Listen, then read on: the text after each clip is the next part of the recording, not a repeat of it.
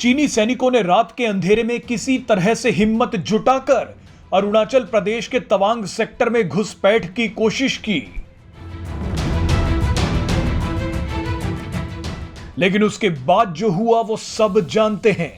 9 और 10 दिसंबर की रात करीब 3 बजे पूर्वी तवांग के यांगसी पॉइंट पर भारत और चीनी सैनिकों के बीच झड़प हुई।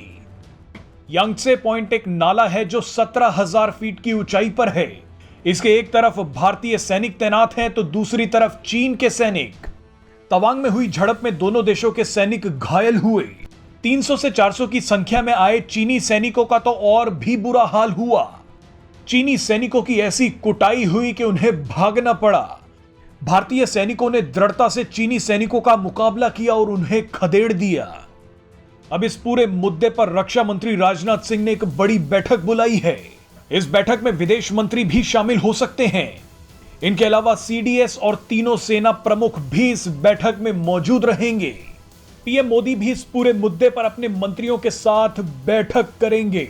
भारत अब चीन को जवाब देने के लिए और भी बड़ी तैयारी कर सकता है, लेकिन अब सबसे बड़ा सवाल यह है कि चीन ने ऐसी हरकत क्यों की है।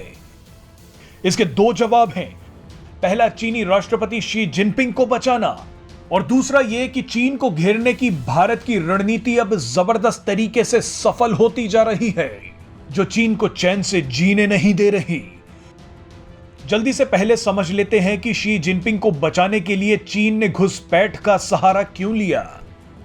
चीन के राष्ट्रपति को एक तरफ देश में जीरो कोविड नीति के खिलाफ जनता के गुस्से का सामना करना पड़ रहा है और दूसरी तरफ बर्बाद होती अर्थव्यवस्था उन्हें डरा रही है। लोग जिनपिंग के इस्तीफे की मांग कर रहे हैं। अपनी सत्ता को बचाने के लिए जिनपिंग दोबारा हीरो बनने की कोशिश कर रहे हैं। इसी वजह से इन सभी चीजों से सबका ध्यान भटकाने के लिए चीन ने यह हरकत की है।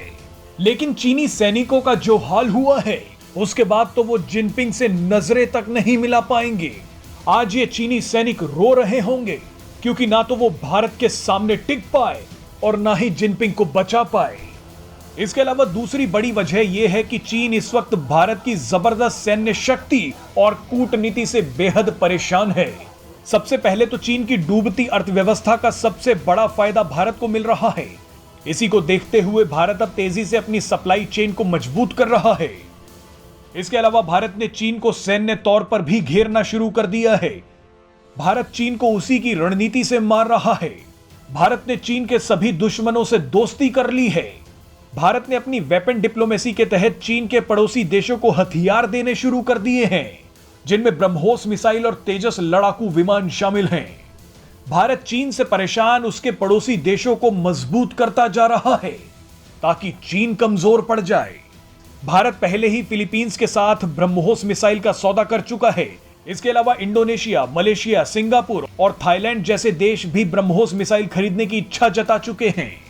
भारत ने इसके अलावा चीन से लगती पूरी सीमा पर खतरनाक हथियार तैनात कर दिए हैं। एलएसी पर भारत ने इंफ्रास्ट्रक्चर को मजबूत कर लिया है। बड़ी संख्या में सुरंग, रोड और ब्रिज बना लिए हैं। इसके अलावा भारत के विदेश मंत्री वैश्विक स्तर पर चीन को लगातार जवाब दे रहे हैं। ये सभी चीजें कमजोर पड़ रहे चीन की तरफ इशारा कर रही हैं।